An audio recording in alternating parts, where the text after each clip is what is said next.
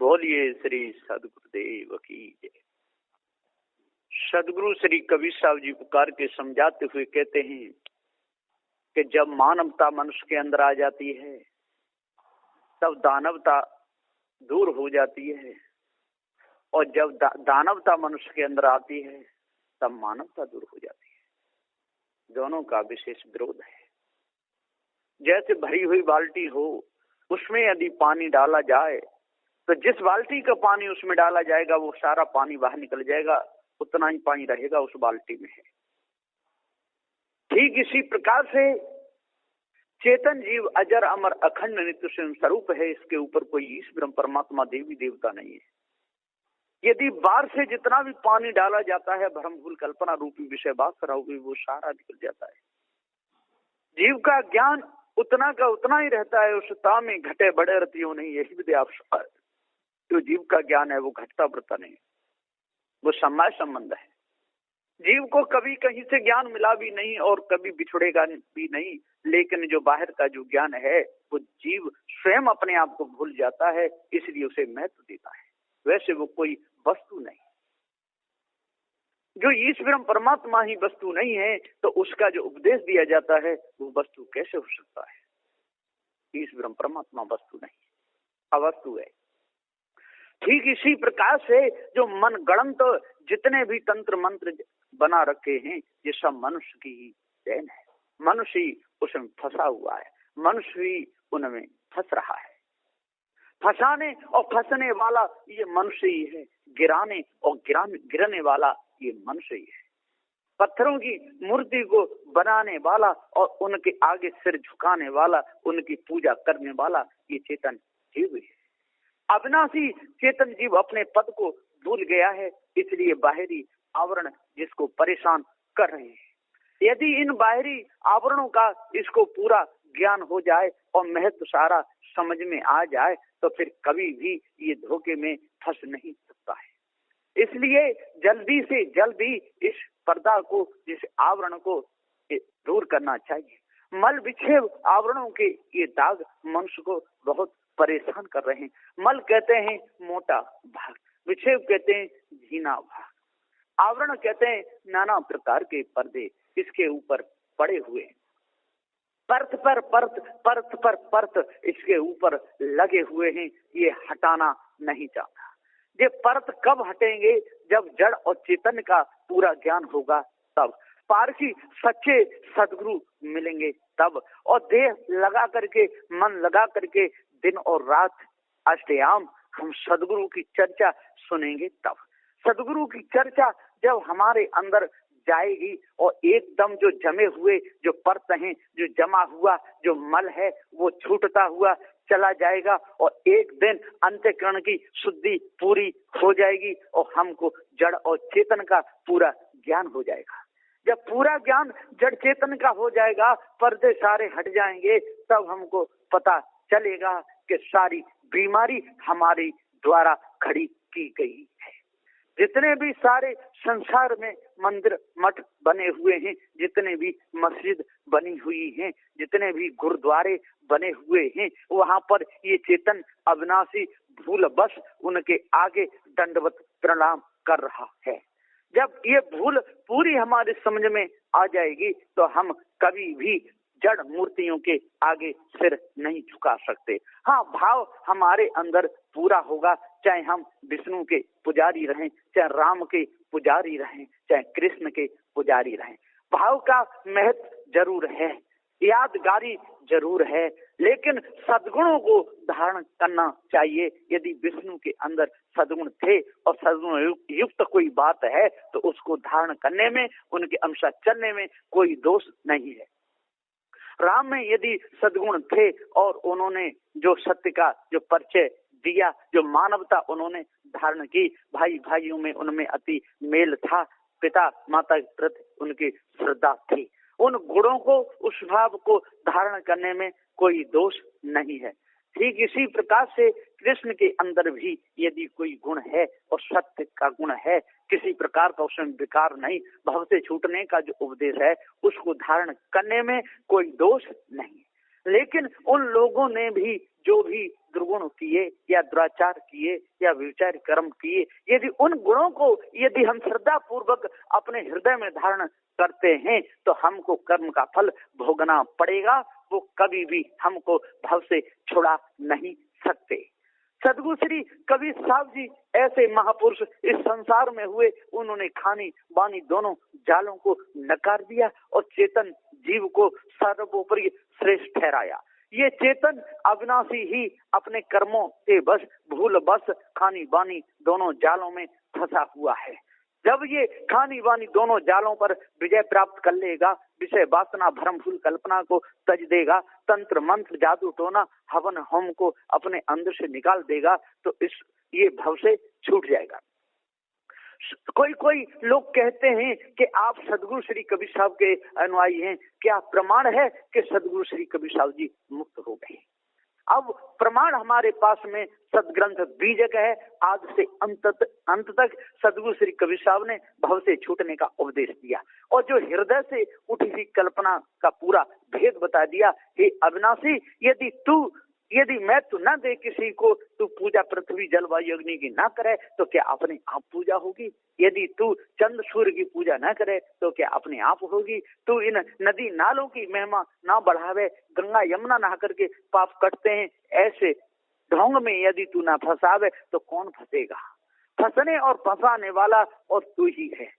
ऐसा उपदेश बंदी छोर सदगुरु श्री कबीर साहब जी ने दिया। और यदि और उनके कोई कर्म भी होंगे तो उनके भुगता वो स्वयं रहेंगे, चाहे हम हों, चाहे कबीर साहब हों, चाहे कोई भी हो। वर्तमान में ये उनका जो ज्ञान है, जो उनकी जो रीति रिवाज है, जो उन्होंने सत्य का उपदेश दिया है, वो हमारे लिए मान्य है। हमको जलने से बचाया। सदगुरु श्री कबीर साहब ने कहा है, जरत जरत से वाचहु काहु न कीन गुहार, विषय के खायहु रात दिवस मिल झार। जरत जर से वाचहु, सदगुरुदेव जी कहते यदि मेरे पास में यदि कोई आके गुहार करे और भव से छूटने का, यदि मेरे पास में आकर के और कहे कि मैं भव से छूटने चाहता हूँ, भव से यदि छूटना चाहता है तो मैं उसको जड़ चेतन का भेद बता करके अष्ट महासद्गुणों का पूरा निर्णय लखा करके 10 दोषों का पूरा दोष लखा करके और मैं उसको दोनों जालों से बचा सकता हूँ।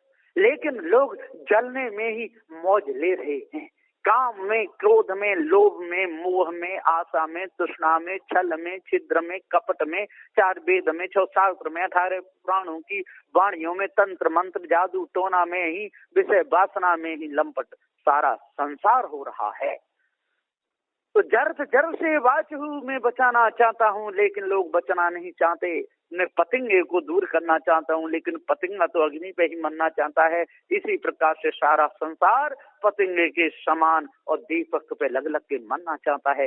दीपक का ये भ्रम भूल कल्पना और दीपक का ये विषय वासना, उसी रोशनी में लग लग करके ये चेतन जीव परेशान हो रहा है पतंगा के समान। तो जर से वाचहु मैं बचा सकता हूँ। मैं क्रोध की अग्नि से बचा सकता हूँ, लोभ की अग्नि से बचा सकता हूँ, भय की अग्नि से मैं बचा सकता हूँ। काम, क्रोध, लोभ, मोह, भय, आशा, तृष्णा, छल, छिद्र, कपट, इन अग्नियों से मैं बचा सकता हूँ। जर से बाजू काहु न कीन गुहार, लेकिन मेरे पास में आकर के वंदना किसी ने नहीं की, मेरे पास में आकर के ये अर्ज किसी ने नहीं की। यदि मेरे पास में आकर के कोई गुहार करता, कोई पुकार करता और कहता कि मैं भव से छूटना चाहता हूँ, तो मैं भव से छुड़ा सकता हूँ।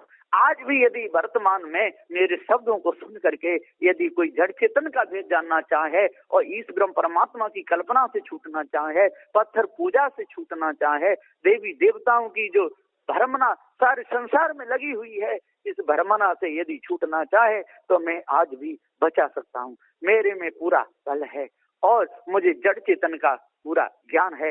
इस ब्रह्म परमात्मा की कल्पना मनुष्य के हृदय से उठी हुई है और मनुष्य को ही परेशान कर रही है और मनुष्य के ही द्वारा सारी मूर्तियां बनाई गई हैं और मनुष्य ही पूज करके परेशान हो रहा है। नदी नालों के नाम जितने भी रखे जी मनुष्य ने भी रखे और मनुष्य ही उनको पूज करके परेशान हो रहा है। चारों ओर घूम करके हाथी घोड़े बैल की तरह अपने जीवन को बिता रहा है। माता पिता के चरणों में कभी सिर नहीं झुकाता, श्रद्धा पूर्वक उनकी सेवा नहीं करता, उनके कपड़े भी नहीं धो सकता है और पत्थरों की मूर्ति के सामने जा करके और सिर पटकता है। संत गुरुजन जो उपदेश दिए हैं, जो 4 विषयों 7 18 प्राणों का ज्ञान कराए हैं, 108 स्मृतियों का ज्ञान कराए हैं, इस ब्रह्म परमात्मा की जो कल्पना है इसको लिखाए हैं, उन संत गुरुजनों की लोग पूजा सेवा नहीं करना चाहते। उनको तो आंख दिखाते हैं, उनकी सेवा से बचना चाहते हैं और मूर्ति पूजा में लग करके अपना समय गमा रहे हैं। सदुदेव कहते हैं जर से वाचहु, मैं इन सारी अग्नियों से बचा दूंगा। काम क्रोध लोभ मोह आशा तृष्णा छल छिद्र कपट की अग्नि से मैं बचा दूंगा। इस ब्रह्म परमात्मा का जो भ्रम सारे संसार में छाया इससे मैं बचा सकता हूँ। देवी देवताओं का जो भ्रम छाया इसे भी मैं बचा सकता हूँ। लेकिन लोग उसे में जलना चाहते हैं। यदि मेरे पास में आमे जड़ चेतन का भी समझना चाहे तो मैं समझा करके बिल्कुल का पारखी बना सकता हूँ। जर से बात काउन की न गुहार, लेकिन मेरे पास में आकर के किसी ने गुहार नहीं की, किसी ने अरदास नहीं की, किसी ने नहीं कहा कि मैं हम भव से बचना चाहते हैं। सबके सब बचने का नाम तो लेते हैं लेकिन डूबना चाहते हैं। यही कहते हैं मेरा पुत्र कहना नहीं मानता, हे गुरुजी अब उसकी बुद्धि ठीक कर दीजिए, मेरा कहना मानने लगे। मेरी पत्नी कहना नहीं मानती, मैं कहता हूँ तो ऐसा नहीं करती, उसकी बुद्धि को ठीक कर दीजिए, मेरी बात को मानने लगे। मेरे पिता मेरे से विमुख रहते हैं, मेरी माँ मेरे से विमुख रहती है, मेरे से सीधे बात नहीं करती। यदि मैं कोई बात कहता हूँ तो मेरी बातों को नहीं मानते। ऐसा कोई जादू मंत्र कर दीजिए कि वो मेरी बात को मानने लगे। ऐसे लोग आते हैं, भव से छूटने के लिए कोई नहीं आता, सब भव में डूबने के लिए ही आते हैं। नेता लोग आते हैं, हे गुरुजी ऐसा आशीर्वाद दीजिए हम प्रधानमंत्री बन जाएं, हम मुख्यमंत्री बन जाएं, हम MP MLA बन जाएं, हम सरपंच बन जाएं, हमारी बात सब कोई मानने लगे, हमारी धर्म ध्वजा फहरा जाए, हम जैसा कहें तैसा लोग करने लगे। ऐसे भव में डूबने के लिए ही अरदास करते हैं, भव में डूबने के लिए ही गुहार करते हैं, भव से छूटने के लिए कोई गुहार नहीं करता। भव से छूटने के लिए यदि कोई गुहार करे, भव से छूटने के लिए यदि मेरे पास में कोई आवे, जड़ चेतन का भेद समझना चाहे, खानी वानी दोनों जालों से बचना चाहे, तो मैं इन दोनों जालों से बचा सकता हूँ। तो जड़ से वाचहु काउन कीन गुहार, विष विषय की खाए हु और विष को ही खाते हैं, विषय की खाते हैं, रख के खाते हैं। जिस प्रकार से आम का अचार, नींबू का अचार, तेंती का अचार, करेले का अचार, गोभी का अचार, कितने अचारों को बना करके रख लेते हैं और सेंत के कितने दिनों तक उसको खाते रहते हैं। ठीक इसी प्रकार से विवाह शादी करते हैं, इसे घर में लाते हैं, बाल बच्चे पैदा करते रहते हैं, सेंत करके विषय वासना का ही भक्षण करते रहते हैं। ईंट देर पत्थरों को घर में रख लेते हैं, मूर्तियों को ला के रख लेते हैं और सेंत करके अगरबत्तियां जला करके, शंख बजा करके, उनके आगे फल फूल चढ़ा करके और सिर झुका करके और दिन और रात उस कल्पना को ही सहते रहते हैं। तो जर से बाचहु काउन कीन गुहार, विष विषय की खायहु, रात दिवस मिल झार, और रात दिवस मिल झार करके सब के सब और भ्रम भूल कल्पना में अंधे हैं। रात का ये काम क्रोध लोभ मोह आशा तृष्णा छल छिद्र कपट, ये सब रात है। इसमें लग करके अपने पूरे जीवन को और बर्बाद कर रहे हैं। और दिवस का ये ईश ब्रह्म परमात्मा देवी देवता, लेकिन ये सब के सब धोखे में ही फंसे हुए हैं। रात का ये विषय वासना में अंधे लोग, रात और दिवस का ये जो ईश ब्रह्म परमात्मा और देवी देवताओं की पूजा में लगने वाले लोग, रात का ये चेले लोग और दिवस का ये गुरु लोग, और रात का ये स्त्री और दिवस का ये पुरुष, ये सब के सब और धोखे में और फंसे हुए हैं।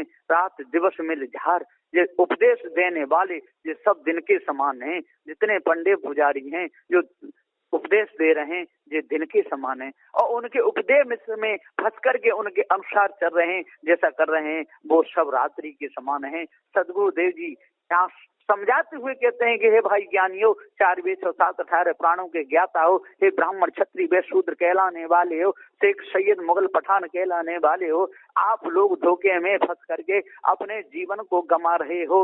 अब तो सत्य न्याय निर्णय की बात को समझो, सोचो, विचारो, अपने मन में समझ करके धोखे की बातों को दूर करो। सार उपदेश जो सदगुरु देव का है इसको अपने अंदर उतारो, तब आप काम, क्रोध, लोभ, मोह, आशा, तृष्णा, छल, छिद्र, कपट से बच सकते हो। यदि ऐसा नहीं करोगे तो सारे संसार में आप लोगों को न कोई बचाने वाला मिलेगा, नहीं आप लोग बच सकते हो। बचने और बचाने का काम सदगुरु देव ने, श्री कबीर साहब जी ने किया। यदि उनके उपदेश को अपने हृदय में धारण करोगे और गुरुमुख से सार को अच्छे प्रकार से लगा करके मनोकल्पनाओं कल्पनाओं को दूर करके चारों और से अपने चित्त वृत्ति को समेट करके यदि सदग्रंथ बीज को गुरुमुख से यदि आप पढ़ोगे तो आपके अंदर की कालमा निकल सकती है। ये 4 वेद 6 शास्त्र 18 पुराणों की जो भूल है आपके समझ में आ जाएगी। और जो गप्पे मारी हैं मायावी गुरबा लोगों ने, वो गप्पे भी आपकी समझ में आ जाएगी, क्योंकि गप्पियों की सारे संसार में कोई कमी नहीं है। एक बार एक हाथी निकल के जा रहा था, छोटा सा बच्चा था, उसको देख रहा था, माँ की तरफ दौड़ करके आया, तब तक हाथी निकल गया। वो बच्चा अपनी माँ से कहता है, हे माँ, वो हाथी कहाँ गया? माँ बोली, बेटा वो हाथी तेरे पेट में घुस गया। इतनी बात सुनते ही वो रोने लगा, चिल्लाने लगा, हाय मेरे पेट में हाथी घुस गया, हाय मेरे पेट में हाथी घुस गया। न तो पानी पिए न रोटी खाए, अब क्या करना चाहिए? बड़े परेशान, सबको माँ दिखा रही है, डॉक्टरों के पास में जा रही है, वैद्य हकीम देख रहे हैं, लेकिन उसका भरम नहीं टूट रहा है। बच्चा दिन पे दिन सूखता जाता है, भोजन पानी भी वो छोड़ दिया, पीला शरीर उसका पड़ गया, रोता है, हाय माँ मेरे पेट में हाथी घुस गया, हाय माँ मेरे पेट में हाथी घुस गया। माँ बहुत उसको समझाती है, बेटा तेरे पेट में हाथी नहीं घुसा, हाथी चलेगा नहीं माँ, वह मेरे सामने था, मैं तेरी तरफ आया और मेरे पेट में हाथी घुस गया, और आपने ही कहा था तेरे पेट में हाथी घुस गया। नहीं बेटा, मैंने तो तेरे को वैसे ही कह दिया था, तेरे पेट में नहीं। तब एक आते हैं, एक संत बोले कि हाँ ठीक है, तेरे पेट में हाथी घुस गया है। उसकी आंखों से पट्टी बांधी और हाथी निकल के जा रहा था, एकदम वहां पर पट्टी खोल दी कि देख बेटा तेरे मुख में से, और हाथी वो निकल गया। कान में एकदम कू करी और देख तेरे मुंह में होकर हाथी वो जा रहा है। अरे गुरु जी, ओ हो, आपने मैं बचा लिया, यदि आप नहीं होते तो मेरे पेट में हाथी जाने क्या क्या करता है, मैं अब तक तो मरी ही जाता, आपने मेरे को बचा लिया। हाँ, हाथी निकल गया, उसका भ्रम दूर हुआ। इसी प्रकार से ये कल्पना रूपी हाथी, ये भ्रम रूपी हाथी, भ्रम भूल कल्पना रूपी हाथी, इस ब्रह्म परमात्मा की कल्पना, देवी देवताओं की कल्पना, तंत्र मंत्र जादू टोना हवन होम की जो कल्पना, सबके अंदर ये हाथी बनी हुई और परेशान कर रही है। और सबके सब इस कल्पना में और अंधे हो रहे हैं, सबके सब उसमें डूबे जा रहे हैं। कोई भी सार शब्द को मानने वाला नहीं, किसी किसी के अंदर से ये भ्रम का हाथी और निकलता है। पारकी सदगुरु की शरण में जो सच्चे दिल से जो लगते हैं और अपने मन को पवित्र करना चाहते हैं, मन के विकारों को दूर करना चाहते हैं, और मन के विकार हैं वो बहुत ही दुखदायी हैं। जितना भी बखेड़ा खड़ा किया गया है ये सब मन का ही है। 33 कोटि देवताओं का जो भ्रम है ये मन का है। तंत्र मंत्र जादू टोना ये सब मन का ही भ्रम है। जिंद खईश मसान देवी देवताओं की जो भी कल्पना की है वो भूतनी स्त्री हो जाती है, भूत पुरुष हो जाता है, और समय समय पर वो पकड़ लेते हैं, गाय भैंस का वो भूत दूध भी पी जाता है। ऐसी जो कल्पना की है ये सारा के सारा ये भ्रम का हाथी है। जब तक सच्चे पारखी सदगुरुदेव नहीं मिलेंगे, जब तक जड़ चेतन का भेद हमारे समझ में नहीं आएगा, जब तक हम पृथ्वी जल अग्नि वायु की पूजा में अपने समय को बर्बाद करते रहेंगे, तब तक हमारे अंदर से ये कल्पना कभी भी मिट नहीं सकती, और ये कल्पना सबको परेशान करती है। धर्म ही सब जग रहा समाई, धर्म छोड़ कतौ न जाई, परे न पूरे दिनों दिन छीना, तहाँ जाए जा अंग बिहुना।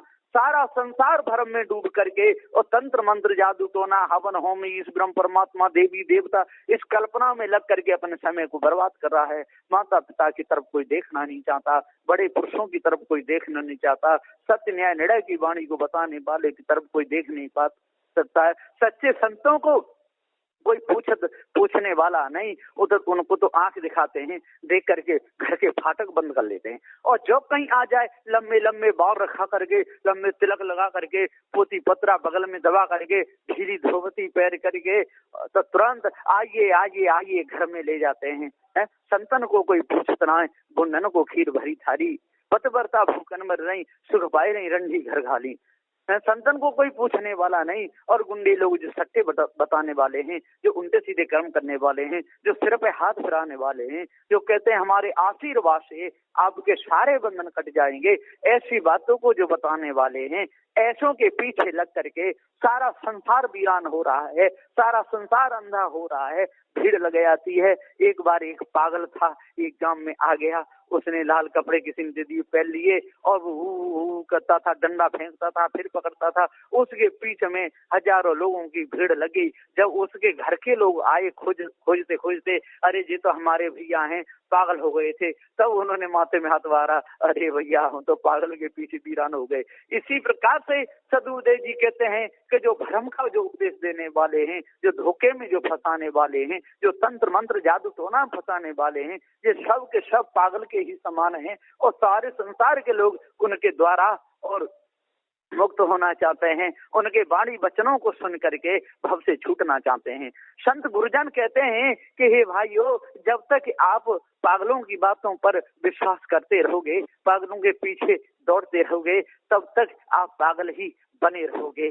सदगुरुदेव जी ने सत्य का उपदेश दिया, कबीर काऊ अस कही, कान काग लिए जाए, कानन टोवे बावरा, खोजे दौंद सुधाए।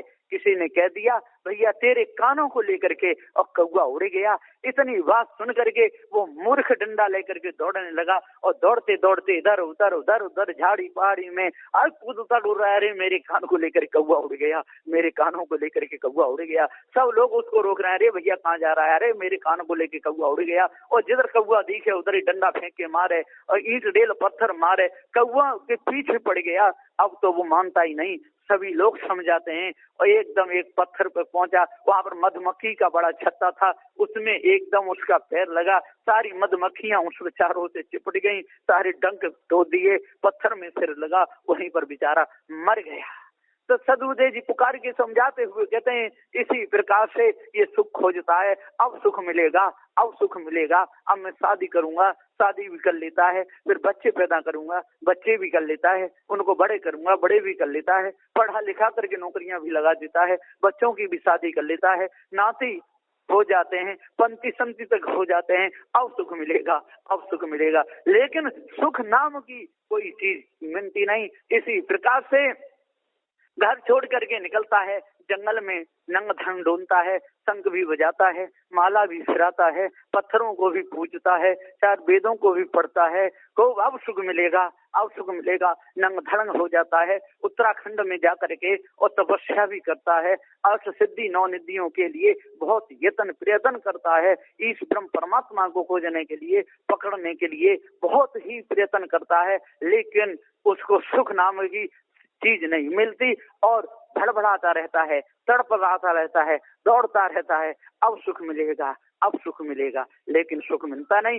पतंगा सोचता है दीपक में अब सुख मिलेगा, अब सुख मिलेगा, लेकिन उसके पैर भी और पंख सब जल जाते हैं, और ची ची करके नीचे गिर जाता है, और भटक भटक करके तड़प तड़प करके मर जाता है, लेकिन सुख नाम की चीज नहीं मिलती। अरे अग्नि में कोई किसी को सुख मिलेगा? इसी प्रकार से भ्रमभूत कल्पना जो हृदय से उठी हुई है, इसके यदि पीछे हम दौड़ेंगे तो क्या हमको सुख मिलेगा?